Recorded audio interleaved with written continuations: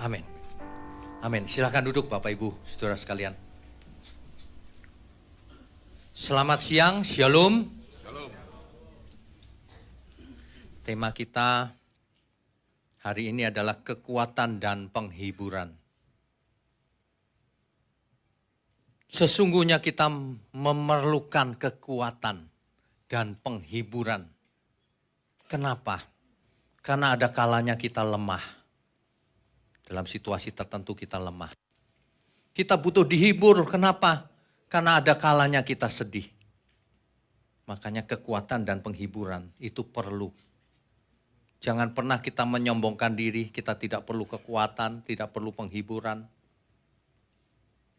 Apalagi kalau kita mengerti dunia ini sudah jatuh. Sehingga tidak bisa diharapkan, saudara. Dunia ini tidak bisa diharapkan. Makanya kita harus belajar firman Tuhan, sebab hanya firman Tuhan yang menyelamatkan kita dari cara berpikir yang salah, pola hidup yang salah. Saya tahu di dunia ini tidak ada orang yang mau menderita, tidak ada orang yang mau celaka, tidak ada. Tapi faktanya itu terjadi. Kalau ditanya apakah saudara mau sehat? Semua jawabannya pasti mau sehat.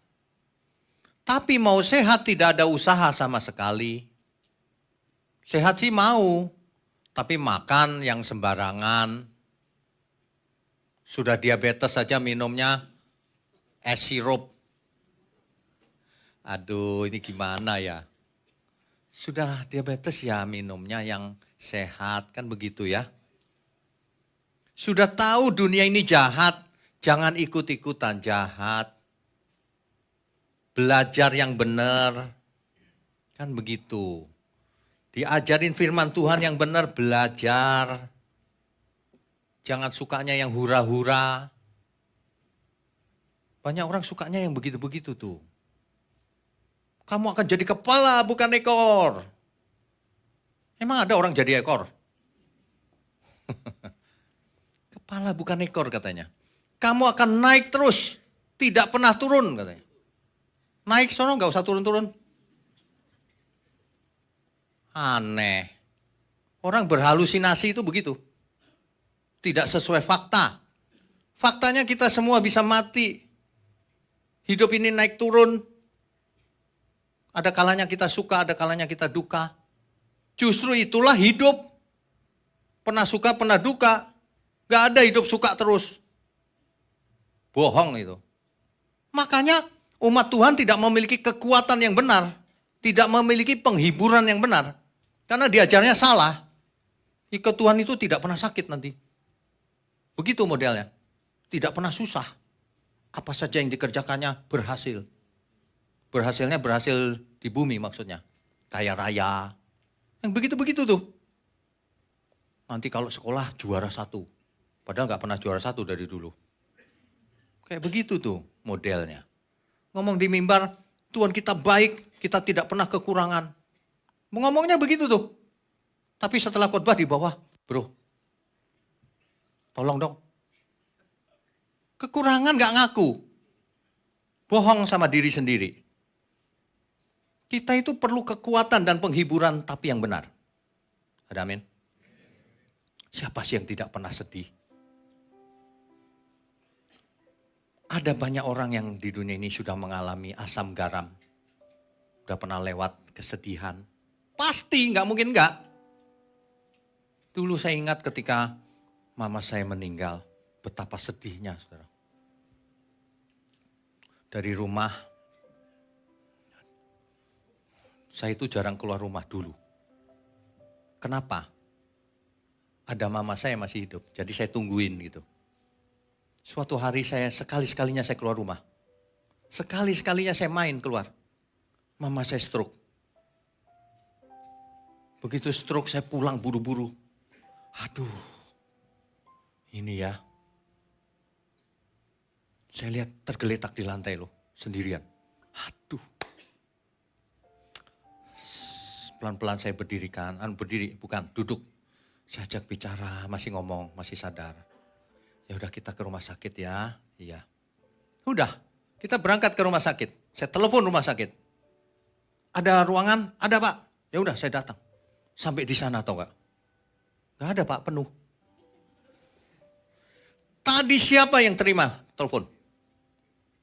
Pasti operatornya. Mana operatornya? Bukan saya Pak.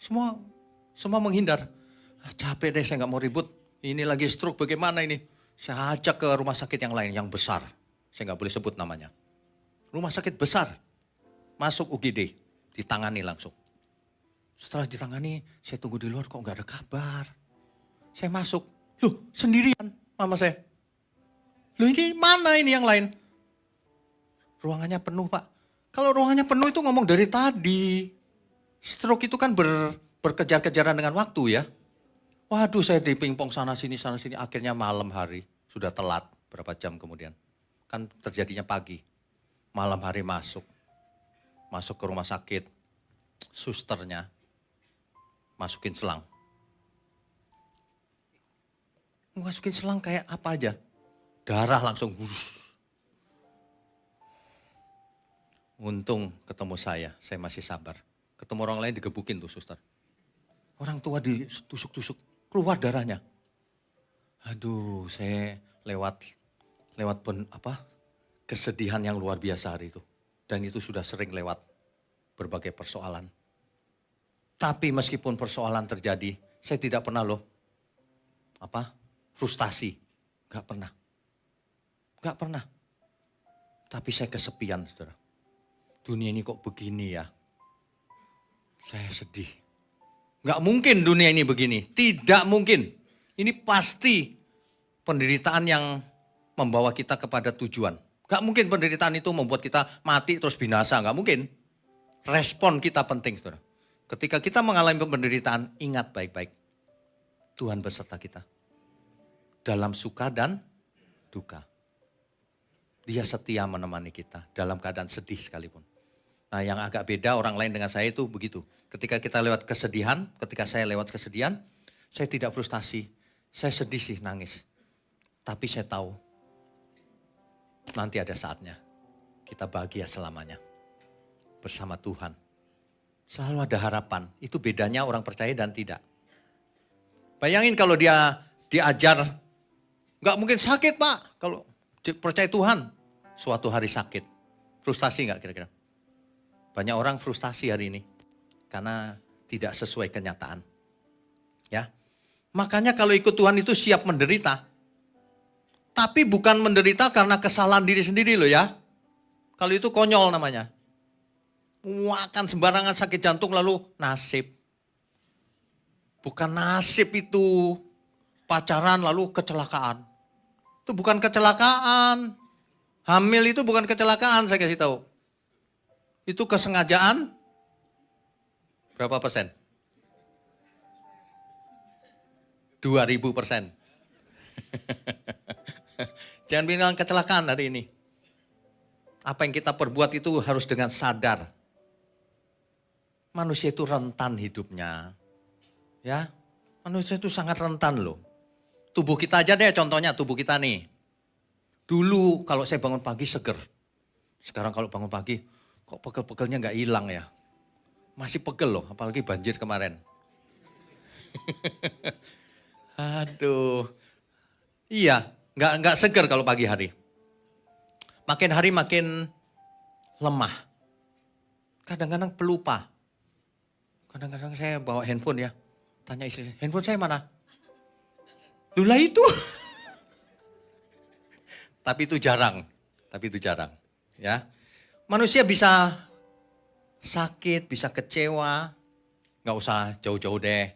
Kalau jalan hati-hati. Kalau ada kulit pisang. Itu bisa mematikan loh. Kok kepleset, kepala kena, bisa mati itu. Ya, hati-hati. Hidup ini jangan sombong. Manusia itu rentan. Sebagian lagi depresi. Kematian bisa datang tiba-tiba.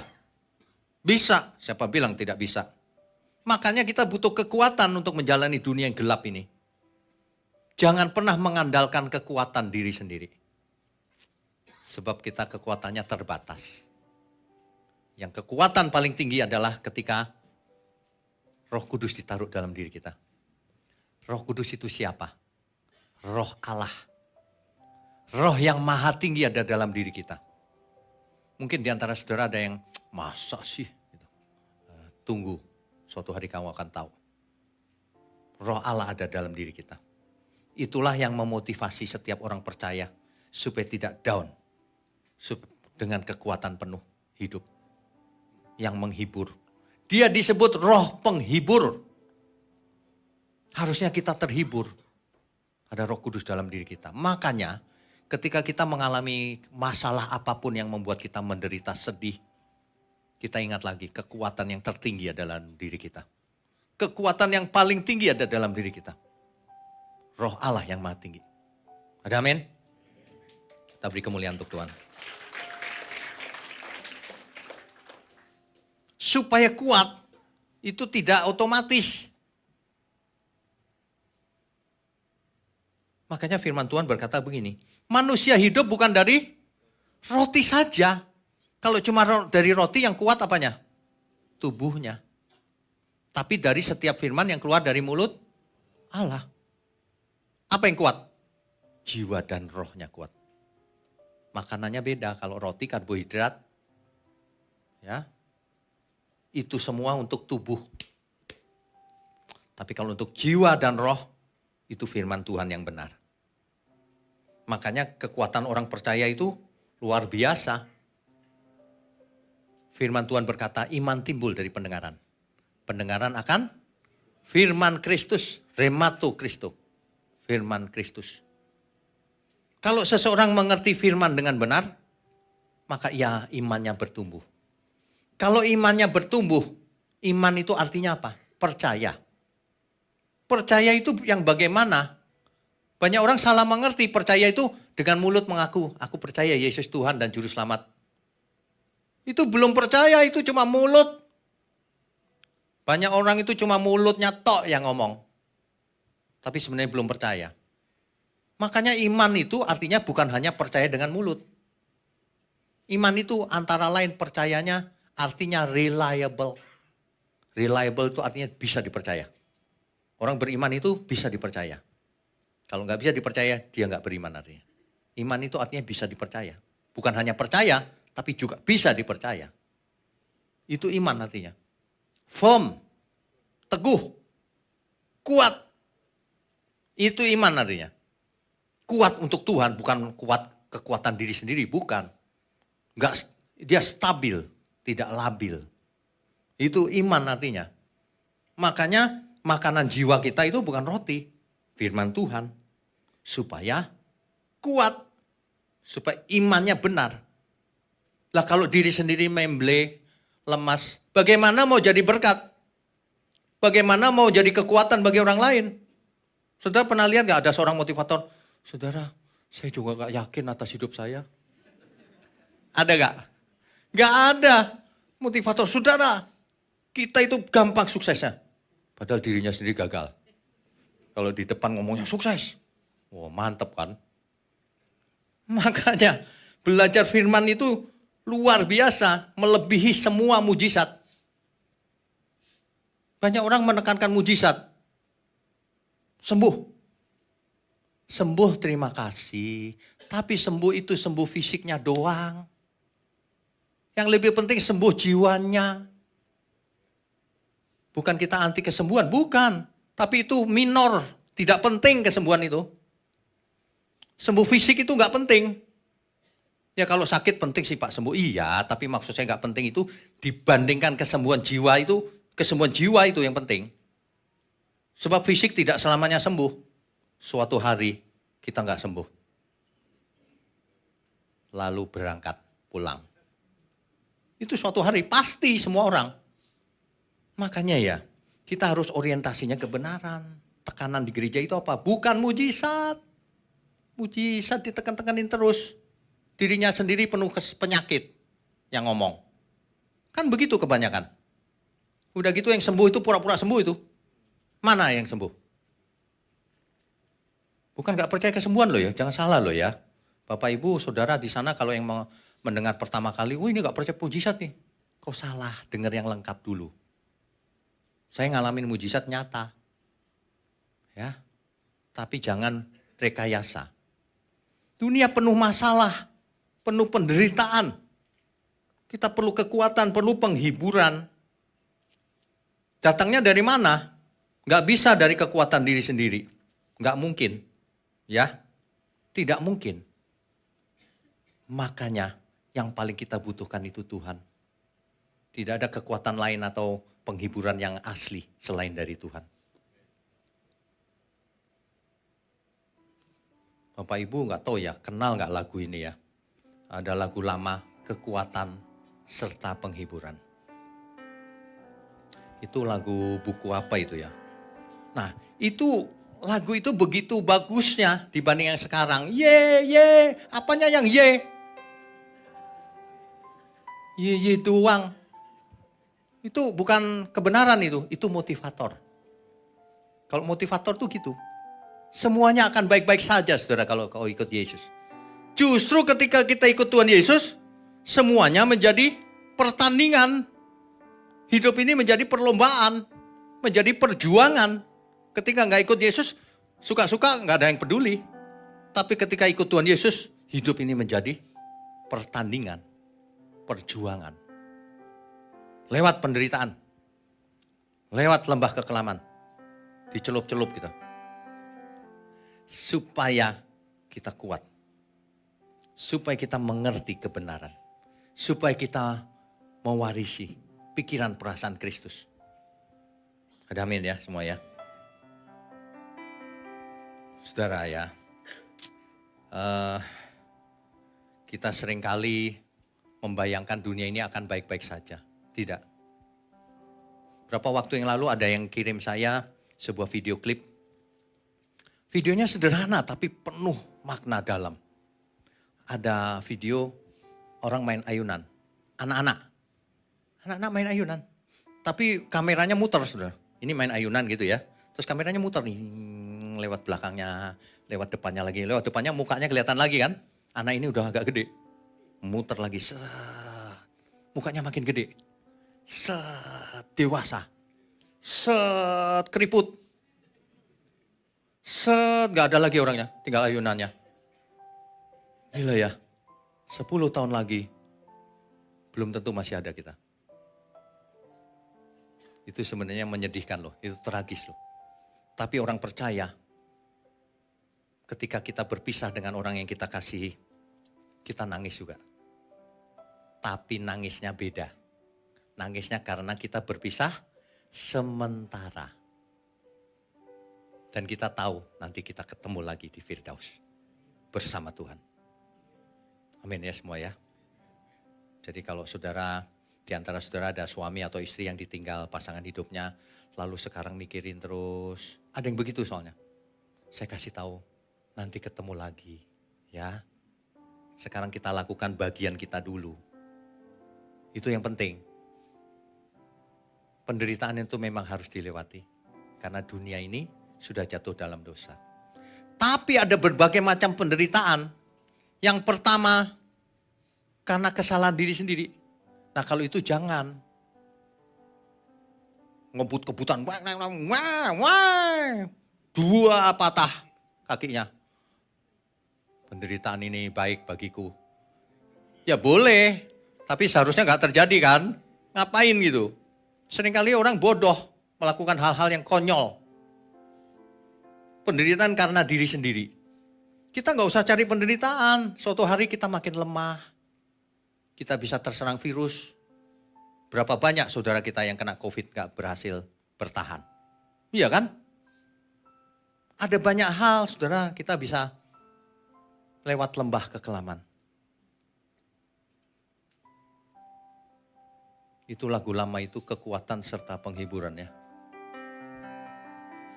Kekuatan serta penghiburan diberikan Tuhan padaku.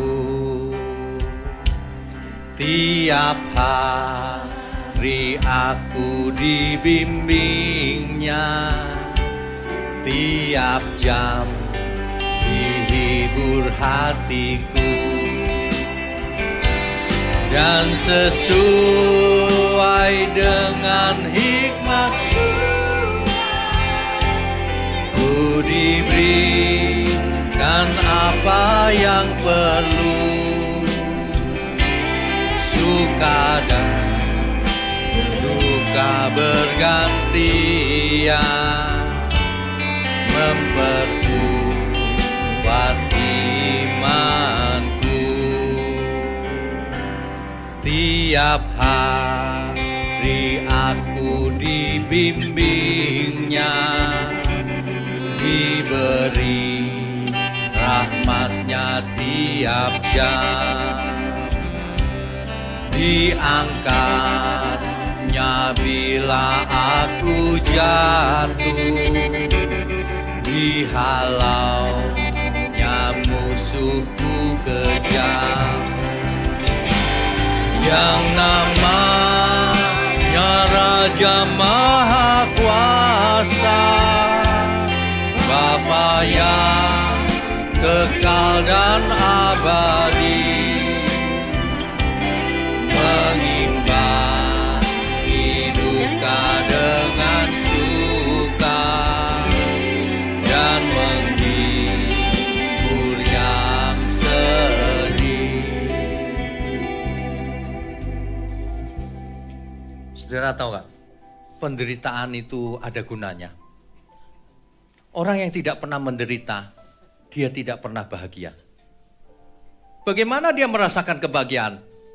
Orang yang lahir dari kecil sudah kaya raya, dia tidak pernah bekerja susah payah. Ngisi bensin aja gak pernah dia, suruhan supirnya. Belajar juga gak pernah karena dikerjain orang lain, dia bayar pegawai. Dosennya dibayar. Bagaimana dia bisa merasakan perjuangan? Gak bisa. Makanya Alkitab berkata lebih baik pergi ke rumah duka daripada ke rumah pesta. Hari ini ada yang ngajarin sebaliknya. Payah ini dunia ini. Saudara, kalau dunia lagi resesi, kita resepsi katanya.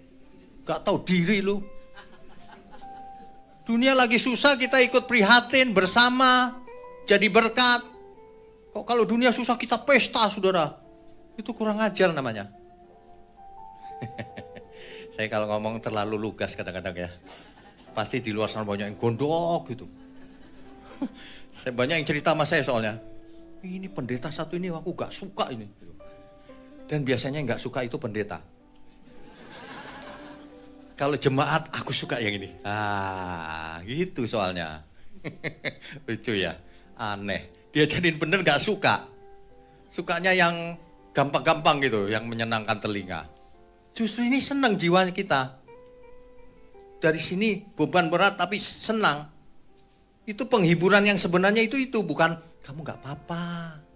Bukan begitu. Penghiburan yang benar itu mengarahkan kita kepada keselamatan. Makanya pemazmur paling mengerti. Meskipun aku berjalan dalam lembah kekelaman, aku tidak takut bahaya. Gadanya dan tongkatnya yang menghibur aku. Pemazmur terhibur dengan gada dan tongkatnya Tuhan. Waduh, luar biasa itu. Sang Gembala Agung. Pemazmur itu begitu, tahu persis apa yang benar dalam hidupnya. Siapa yang menggembalakan dirinya. Tahu persis pemazmur. Ya, coba kita baca. Mazmur pasal 23. Nanti Bapak Ibu bacanya yang lengkap ya. Mazmur pasal 23. Mazmur ini sebenarnya nyanyian. Mazmur itu nyanyian. Zaman dulu itu nyanyian. Cuma nadanya tidak ditulis di Alkitab. Makanya banyak pengarang lagu mengarang lagu yang tentang ini kan. Yang Tuhan adalah gembalaku ini. Mazmur Daud. Artinya siapa yang nulis? Daud. Tuhan adalah gembalaku, takkan kekurangan aku. Ini terjemahnya bisa begini, saudara. Tuhan adalah gembalaku, aku tidak ingin apa-apa lagi. Loh, kalau Tuhan gembala kita, masih ingin yang lain, itu menghina Tuhan loh namanya. Kalau Tuhan gembalaku, aku tidak ingin apa-apa lagi. Sebab itu lebih dari cukup. Amin? Ingat baik-baik yang pertama, Tuhanlah gembala agung kita.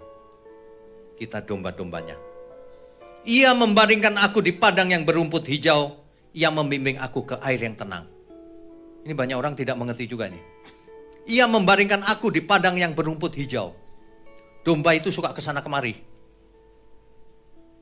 Makanya tongkat gembala itu bentuknya begini itu kenapa? Karena dipakai untuk nyantol lehernya si domba itu. Kalau miring-miring dicantol. Balik lagi ke barisan. Gitu, supaya nggak hilang. Itu tongkatnya. Gadanya, kalau ada singa, gembalanya yang maju dengan gada. Makanya Daud membunuh singa kan? Gembala yang baik. Kita punya gembala agung. Tuhan Yesus sendiri. Itu luar biasa loh. Jangan lupakan itu. Ayat berikutnya, ia menyegarkan jiwaku. Jiwa kita jadi segar. Banyak orang jiwanya penat. Refreshing ke taman yang bagus, ke luar negeri, tapi penat jiwanya. Karena gembalanya siapa? Ia menyegarkan jiwaku, ia menuntun aku di jalan yang benar oleh karena namanya. Sekalipun aku berjalan dalam lembah kekelaman, aku tidak takut bahaya. Sebab engkau besertaku. Makanya Bapak Ibu Saudara ya, kalau lagi menderita apapun itu, sakit, penyakit atau apapun, jangan takut. Tuhan beserta kita. Gadanya dan tongkatnya yang menghibur aku. Amin semua? Amin. Gadamu dan tongkatmu itulah yang menghibur aku. Engkau menyediakan hidangan bagiku di hadapan lawanku. Engkau mengurapi kepalaku dengan minyak, pialaku penuh melimpah. Ini gambaran yang luar biasa ini. Ini nyanyian sebenarnya. Kebajikan dan kemurahan belaka akan mengikuti aku seumur hidupku. Dan aku akan diam dalam rumah Tuhan sepanjang masa. Saudara, ada satu yang terlewatkan. Ia membaringkan aku di padang yang berumput hijau. Dulu kita pikir dombanya itu ditidurin di rumput hijau gitu ya. Dulu pikirannya gitu. Ternyata enggak gitu, saudara. Ternyata domba-domba itu dipegang gembalanya, diikat kakinya. Jadi enggak bisa apa-apa gitu. Lalu dibaringkan di tempat di rumput yang hijau. Sebab kalau enggak diikat dia enggak mau berbaring. Lari sana, lari sini. Kayak manusia. Lari sana, lari sini. Buat dosa sana, buat dosa sini. Diikat sama Tuhan. Dibaringkan biar nyaman. Nanti kalau sudah nyaman, sudah istirahat, dibuka lagi. Dibawa ke air yang tenang. Kenapa air yang tenang?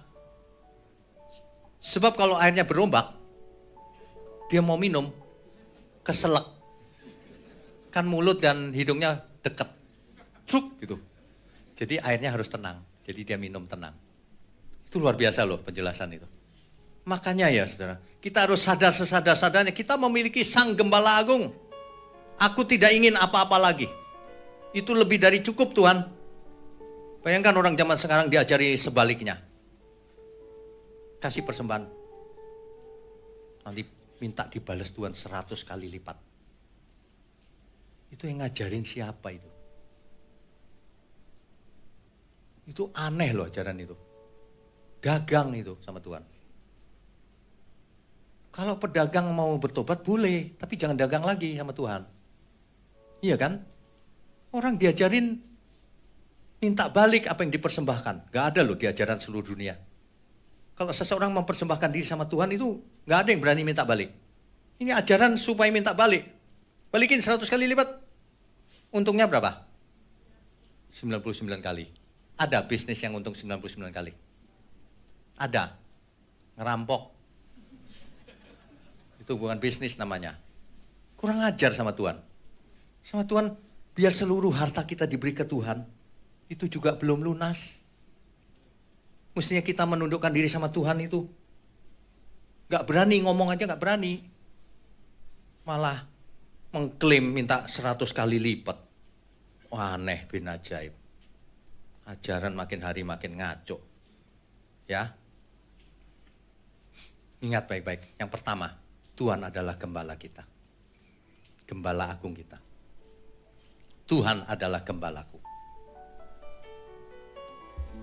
Tuhan adalah gembalaku, takkan kekurangan aku. Ia membaringkan aku di padang yang berumput hijau,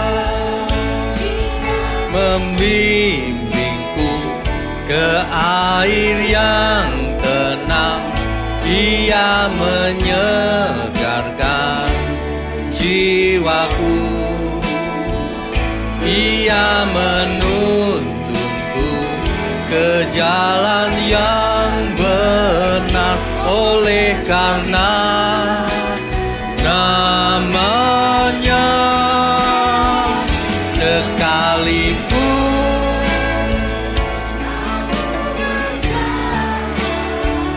dalam lembah kekelaman.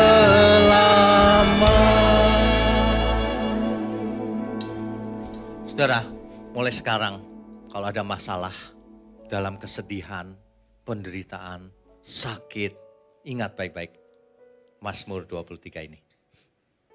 Sakit pun aku sedang digembalakan oleh Tuhan. Gak masalah kok sakit penyakit itu. Kalaupun aku harus menutup mata, berarti memang dipanggil pulang oleh Tuhan. Kalau belum waktunya sakit apapun gak akan mati kita. Ya, dalam penderitaan aku belajar Tuhan mengarahkan imanku dengan benar.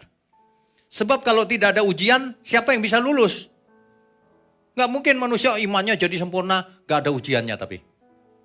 Ada gak orang yang gak kuliah, tapi di wisuda? Nekat itu namanya. Pas acara wisuda datang dia, bawa toga, nyewa. Maju ke depan gak dipanggil.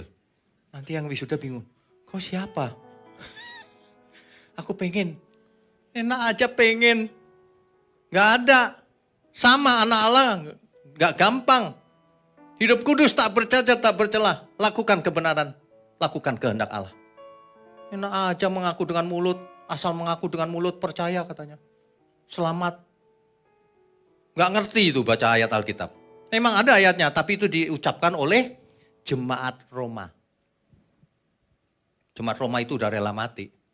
Mengaku dengan mulut itu artinya udah rela mati, ditangkap, dibunuh hari itu. Beda sama zaman sekarang. Ya. Hari ini jangan pernah takut lagi saudara dengan bahaya. Yang pertama kita punya gembala agung, Tuhan Yesus. Ya. Aku tidak takut bahaya, sebab Engkau besertaku. Gadamu dan tongkatmu, itulah yang menghibur aku. Ia membimbingku ke air yang tenang. Ia menyegarkan jiwaku. Ia menuntunku ke jalan yang benar, oleh karena namanya. Sekalipun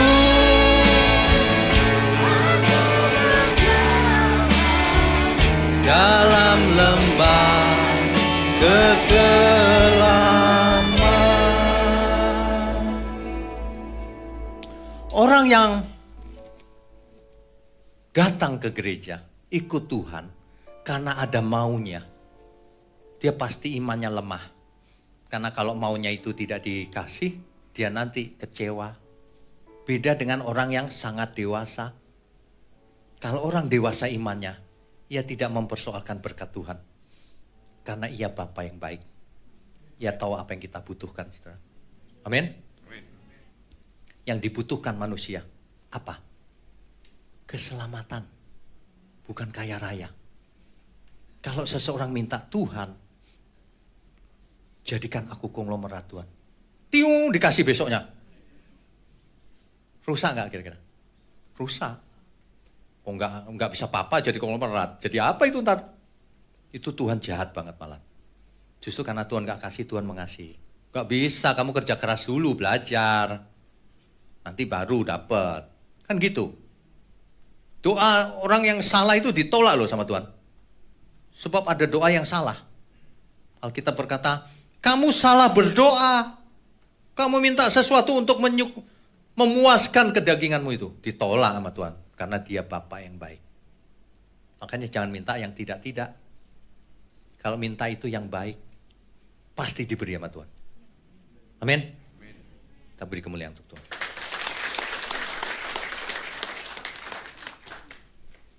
Saudara, ada banyak pelajaran yang kita dapat di kitab Mazmur. Bagaimana seorang pemazmur itu mengalami Tuhan. Dia mengalami, saudara, bukan dengan otaknya.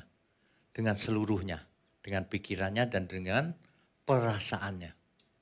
Kalau cuma dengan otak, bahaya. Jadi ganas orangnya. Jadi orang yang suka debat tuh. Yang suka ngata-ngatain orang lain itu. Itu jadi ganas karena cuma pakai otak. Tapi tidak berperasaan. Padahal iman yang benar itu pikiran dan perasaan. Ada orang yang cuma pakai perasaan, nggak pakai otak. Itu aneh juga nanti imannya. Iman itu harus nyata dalam perbuatan, menjadi berkat bagi semua orang, menjadi berkat bagi orang yang tidak percaya. Ini benar gitu.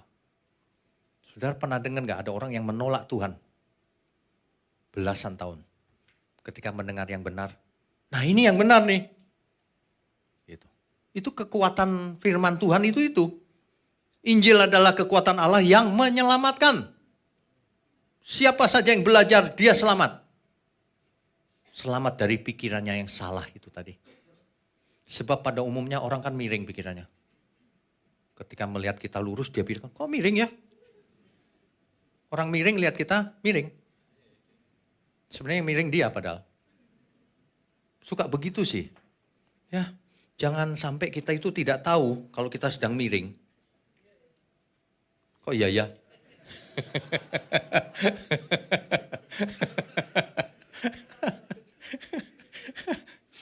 Pemazmur itu ya sangat mengasihi Tuhan. Perasaannya dia ungkapkan sebagai nyanyian, sebagai pujian, sebagai mazmur. Itu baru benar. Dari liriknya kita sudah tahu. Dari isinya kita tahu itu benar atau tidak. Ya. Seperti rusa merindukan sungai yang mengalir.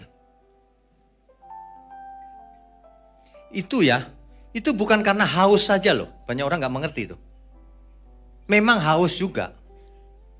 Tapi rusa itu butuh air. Untuk apa? Supaya tidak bisa diendus oleh binatang buas. Karena tubuhnya memancarkan aroma.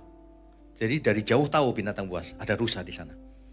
Dia ke air, gak berhasil nembus aromanya. Jadi dia ke air selain haus untuk perlindungan. Itu maksudnya.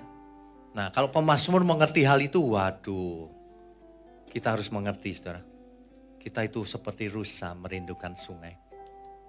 Ya, seorang pemazmur terusir dari Yerusalem. Yerusalem hancur oleh musuh. Dia lari ke utara. Dia sampai ke Samaria, dia sampai ke utara. Di utara dia merindukan Tuhan. Sebab biasanya dia memuji Tuhan di Yerusalem. Maka dia menyatakan kerinduannya itu. Seperti rusa merindukan sungai yang mengalir. Demikianlah jiwaku merindukan Engkau.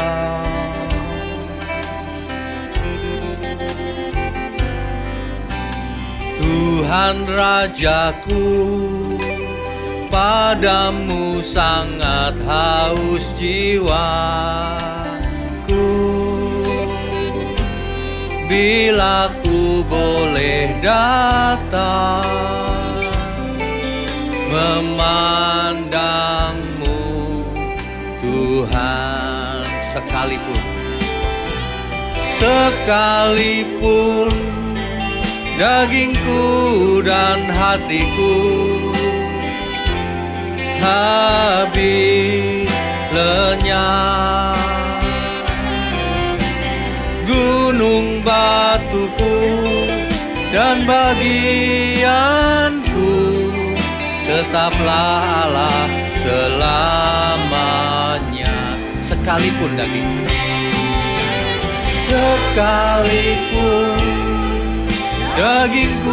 dan hatiku habis lenyap, gunung batuku dan bagianku tetaplah Allah selamanya.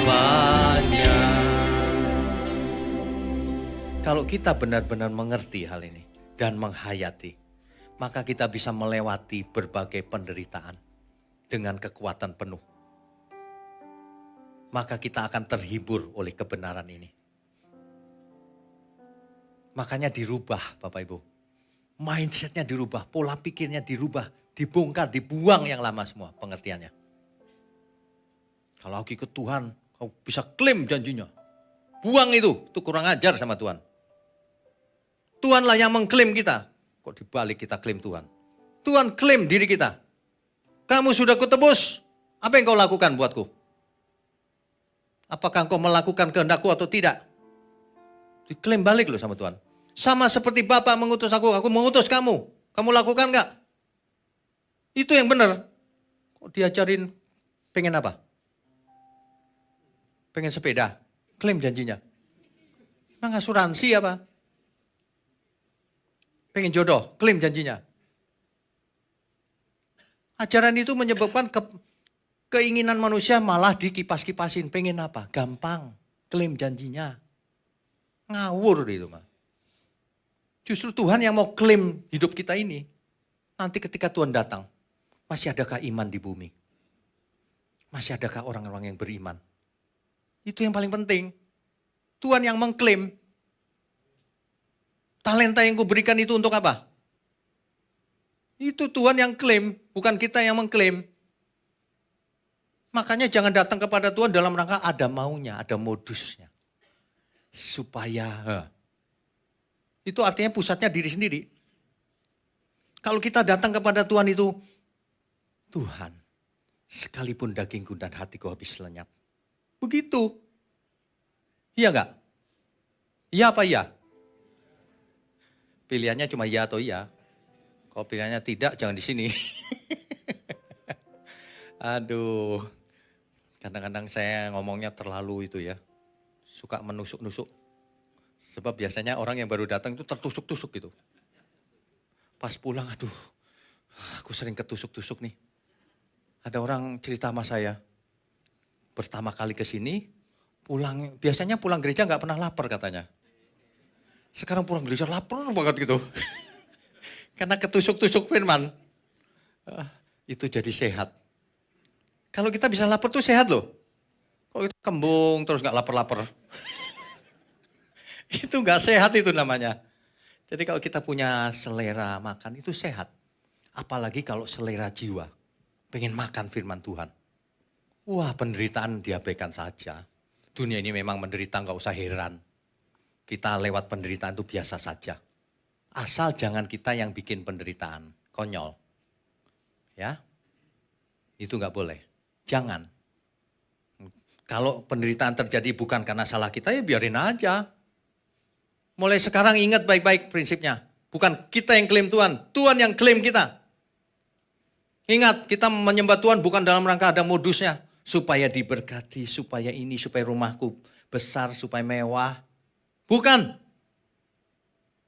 Ingat nih, pemazmur aja udah mengerti. Apalagi perjanjian baru, harusnya jauh lebih daripada ini. Ya kan? Ini bagus sekali loh pemazmur ini. Ini mematahkan seluruh teologi kemakmuran. Yang janjiin berkat melulu. Pemazmur mengerti banget bagaimana persembahan yang benar itu. Yaitu mempersembahkan seluruh hidupnya. Sekalipun dagingku dan hatiku habis lenyap. Enggak masalah. Sebab darah dan daging kita ini tidak akan pernah masuk kerajaan surga. Sebab daging kita ini nanti masuknya ke pondok rangon. Bukan ke surga, ke pondok rangon. Yang ke surga apa? Jiwa dan roh kita. Yang diberi tubuh yang baru. Itu yang benar. Iman yang dewasa itu yang begini nih. Sekalipun dagingku dan hatiku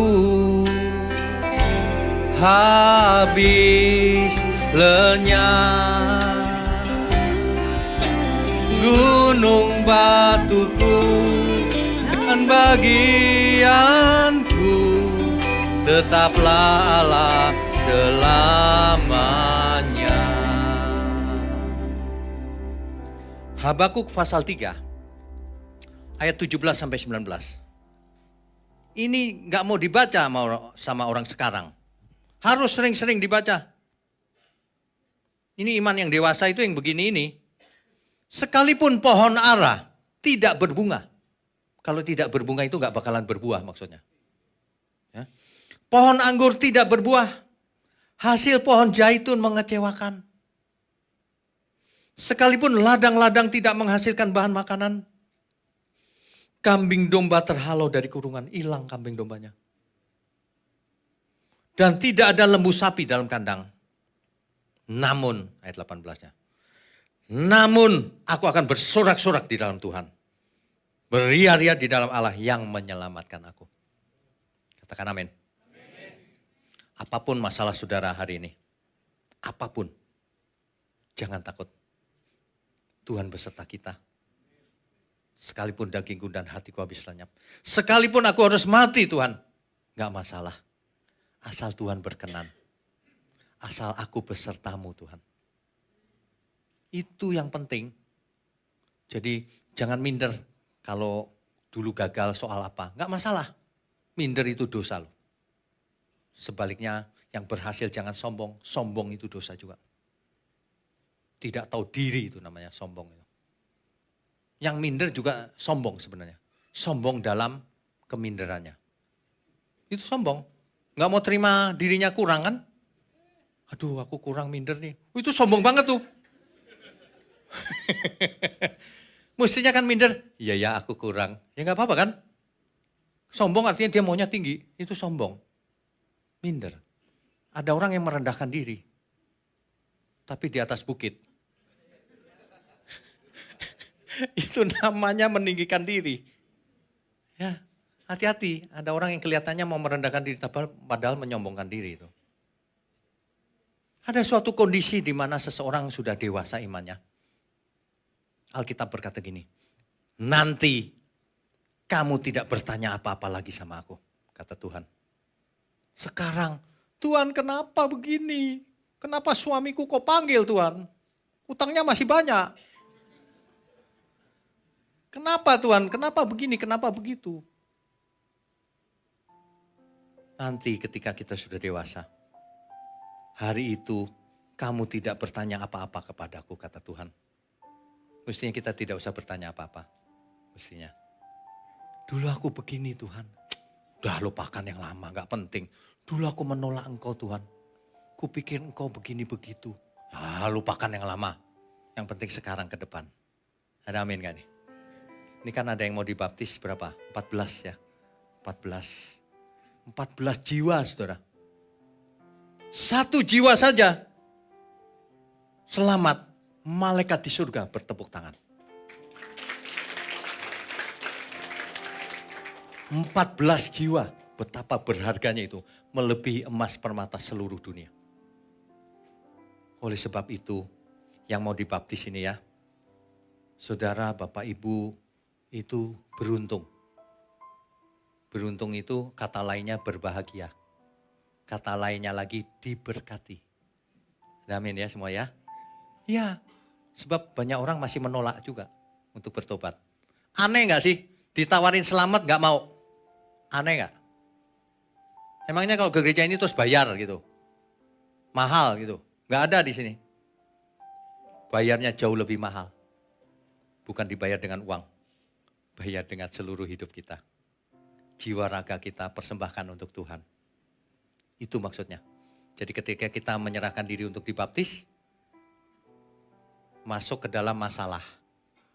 Bukan lalu enteng nih, hidup jadi enteng, gak ada masalah. Bukan, justru dibaptis, waduh aku daftar pertandingan nih. Pertandingan, aku harus hidup kudus, tak bercacat, tak bercelah. Bicaraku harus benar, makan minumnya harus benar. Ya, 1 Korintus 10 ayat 31 jelaskan itu. Baik aku makan, minum, atau melakukan sesuatu yang lain, lakukanlah untuk Tuhan. Mulai sekarang lakukan untuk Tuhan. Ketika seorang suami bicara sama istrinya udah panas, mau marah gitu ya. Untuk Tuhan, gak jadi Gitu. Nah, amin gak ya? Para istri ini, yes. Tapi istri-istri juga gitu ya, jangan cerewet. Nanti kalau udah mau cerewet, ingat, oh ya untuk Tuhan ya. Gitu. Nah, ganti suaminya, yes. Kan gitu mestinya ya. Hidup ini sebenarnya gampang kok saudara. Jangan aneh-aneh. Simple saja. Keep it simple. Lurus aja. Ikuti kehendak Tuhan. Sakit, sehat, suka, duka, enggak apa-apa. Bersama Tuhan aja. Kesulitan cari makan minum Pak. Makan minum kita sediakan di sini. Asal jemaat lokal ya. Kok jemaat yang di Kutub Utara ya saya nggak tahu itu benar apa enggak. Iya kan? Kalau datang ke sini jangan khawatir. Sembako kita berikan kalau yang kesulitan. Kurang apa lagi? Iya kan? Yang penting itu, yang kita nggak bisa paksa itu masing-masing berubah.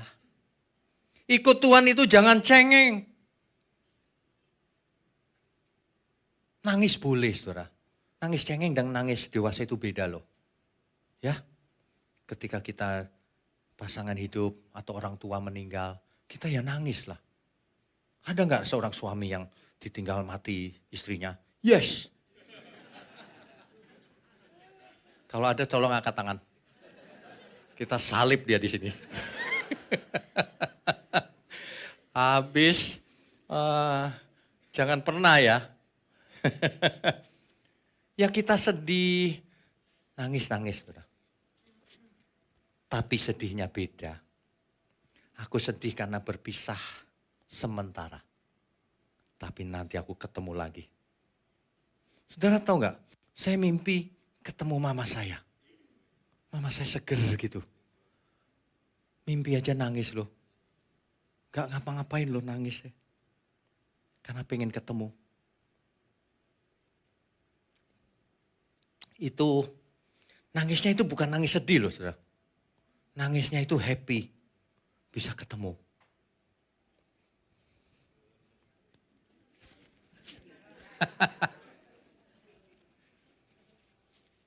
Suatu hari kita ketemu di surga. Saudara. Semuanya. Makanya seorang istri yang ditinggal mati oleh suaminya. Hari ini sedih saya bisa mengerti. Ada yang cerita sama saya sedih Pak. Dia itu baik Pak. Kenapa ya orang baik cepat mati Pak?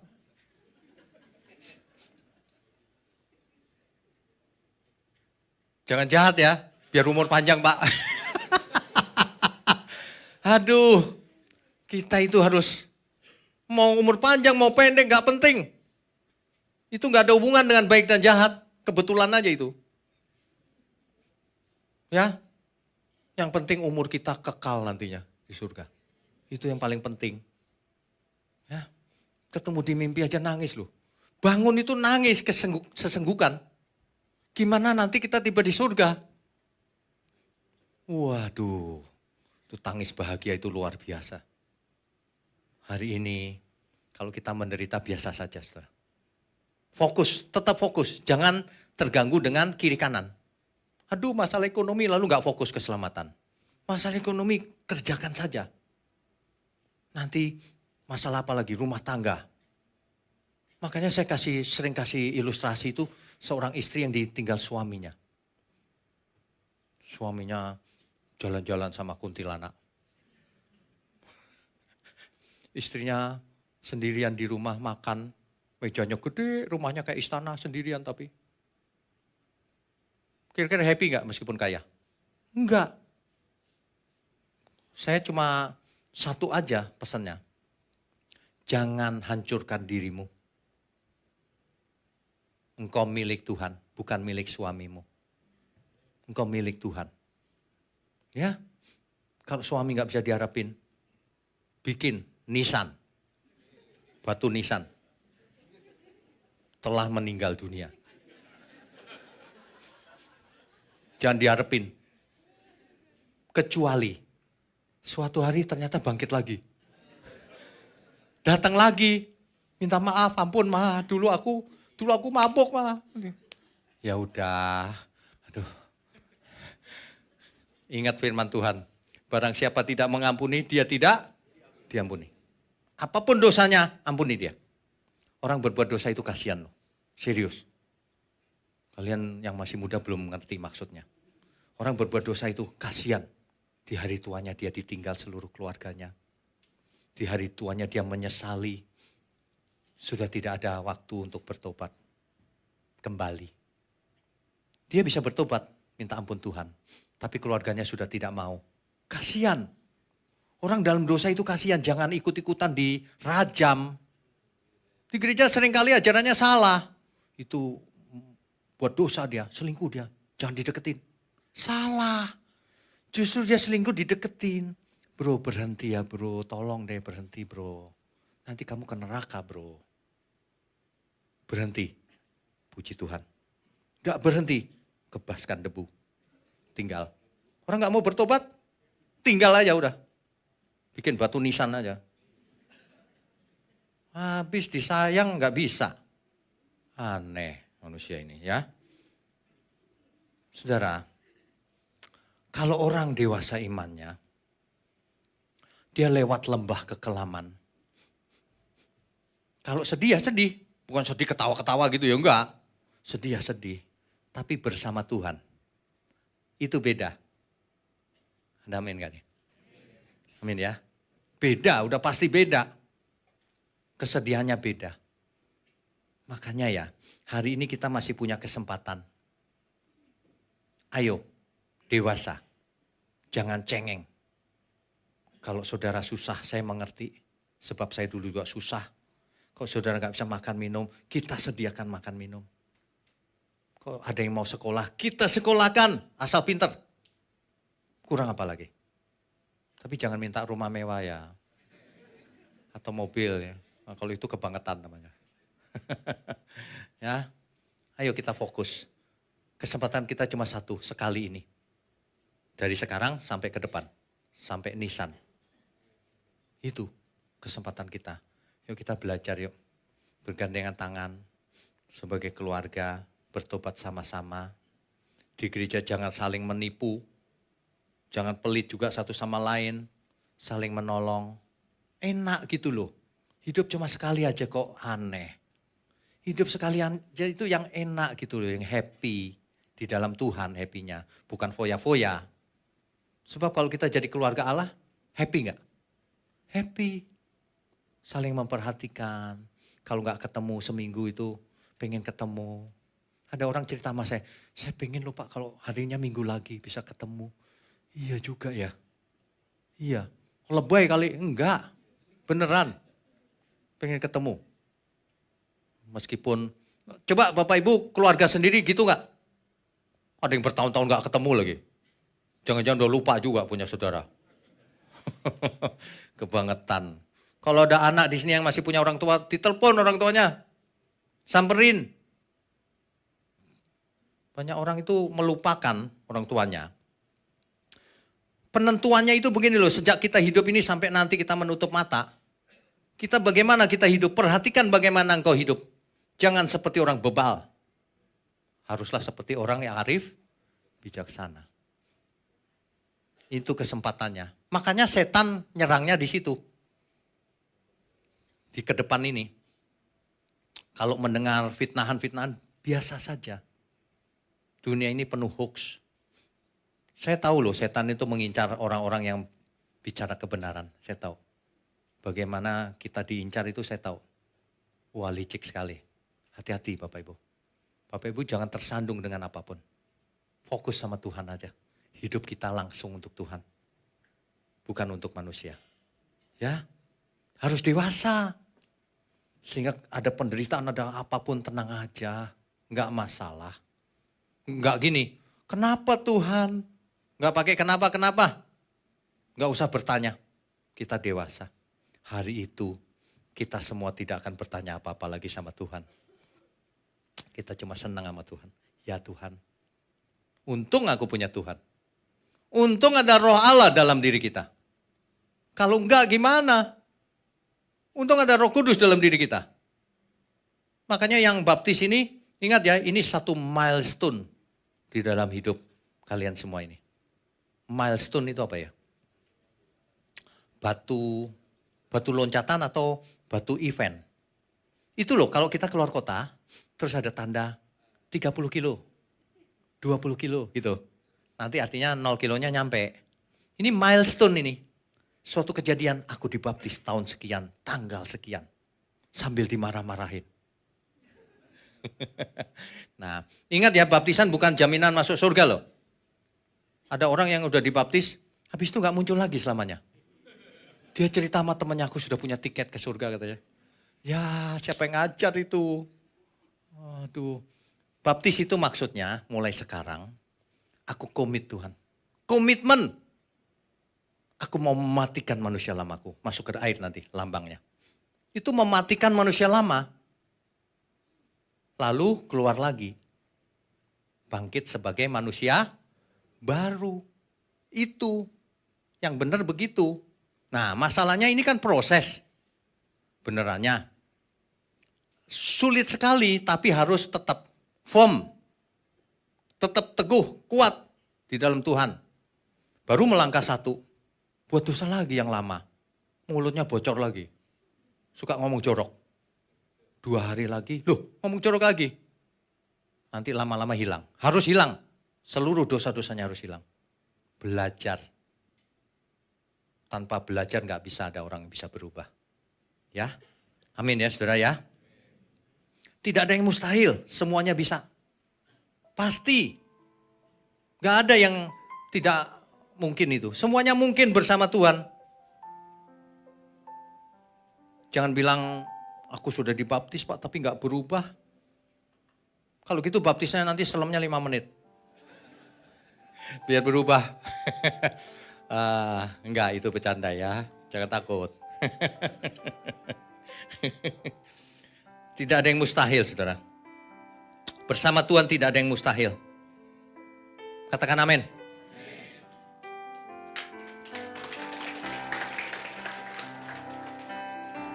Tiada yang mustahil. Tiada yang mustahil. Tiada yang mustahil bagimu. Ajaiblah kasih-Mu. Tiada yang mustahil. Tiada yang mustahil. Tiada yang mustahil bagimu. Besarlah kuasa-Mu.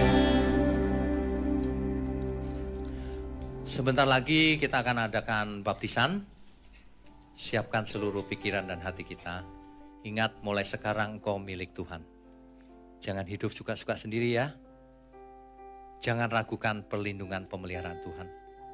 Mulai hari ini, roh-roh jahat setan tidak berkuasa atas dirimu.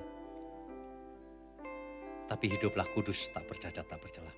Santet gak mempan. Gak mempan. Apapun gak mempan. Yang dari iblis. Karena engkau akan jadi milik Allah. Amin. Baik, yang dibaptis tolong berdiri di sini.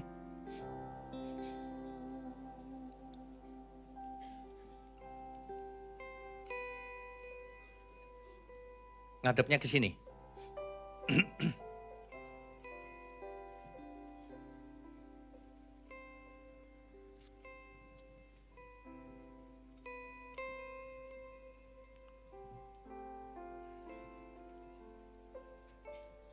Ingat baik-baik ya. Tidak ada yang mustahil. Kalian semua bisa jadi anak Allah. Yang hidup kudus, tak bercacat, tak bercela. Ya. Katakan dengan tulus ya, tiada yang mustahil. Tiada yang mustahil. Tiada yang mustahil. Tiada yang mustahil bagimu. Ajaiblah kasih-Mu. Tiada yang mustahil. Tiada yang mustahil. Tiada yang mustahil bagimu.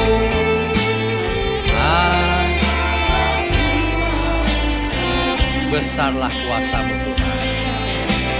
Besarlah kuasa-Mu. Besarlah kuasa-Mu.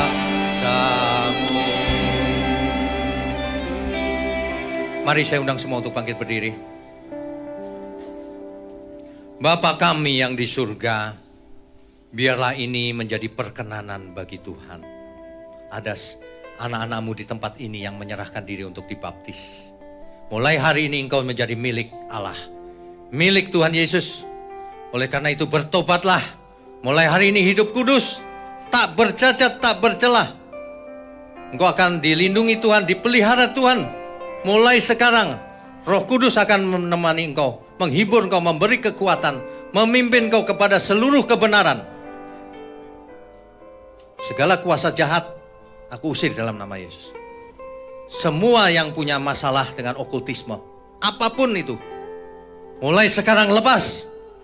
Di dalam nama Tuhan Yesus. Layakkan dirimu menerima baptisan kudus. Sucikan dirimu. Bapa di surga, mohon kuduskan anak-anak-Mu ini. Untuk menerima baptisan kudus nanti. Belajar menjadi anak-anak Allah. Terima kasih Tuhan. Terima kasih. Kami percaya tidak ada yang mustahil bagi Allah. Tidak ada yang mustahil bagi Allah. Semua perubahan nyata dalam hidup mereka. Mereka akan menjadi berkat dalam keluarga, dalam saudara-saudaranya, bahkan seluruh umat manusia. Mari saudara, angkat tanganmu tinggi-tinggi. Terima kasih Bapa untuk gereja-Mu di tempat ini. Terima kasih untuk pelayan-pelayan Tuhan, tangan-tangan yang mendukung pekerjaan-Mu. Terima kasih untuk seluruh umat Tuhan dimanapun berada. Sekarang mohon curahkan berkat-Mu atas kami semua. Kami sambut segala berkat, berkat jasmani maupun berkat rohani. Sehat umur panjang, hikmat marifat, cerdas, mengerti kehendak Tuhan, keselamatan turun dari surga atas kita semua. Di dalam nama Bapa, Putra, dan Roh Kudus. Haleluya, semua yang percaya katakan amin. Amin. Amin. Tuhan Yesus memberkati. Saudara sekalian, bicara soal kebenaran, setiap orang merasa benar. Makanya semua kecap dinomor satukan. Ada orang yang mengatakan saya paling benar, ini paling benar, itu paling benar. Mana sebenarnya yang paling benar? Oleh sebab itu hadiri seminar 7 natur kebenaran dan aplikasinya. Seminar ini wajib dihadiri oleh para teolog, apologet, pengkhotbah, bahkan oleh para jemaat sendiri, agar kita bisa membedakan manakah yang benar, manakah yang salah. Inilah alat uji kebenaran yang sangat objektif dan alkitabiah. Pastikan saudara ikut dan ajak seluruh saudara dan sahabat-sahabat. Bapak-bapak dan ibu-ibu yang terkasih dimanapun berada, yuk kita belajar pelajaran Alkitab bersama secara online setiap hari Rabu jam 7 malam bersama pendeta Bapak Wignio Tanto secara online, bisa melalui Zoom. Tetapi kita harus mendaftarkan dulu ke nomor berikut ini. Selamat bergabung dan Tuhan Yesus memberkati.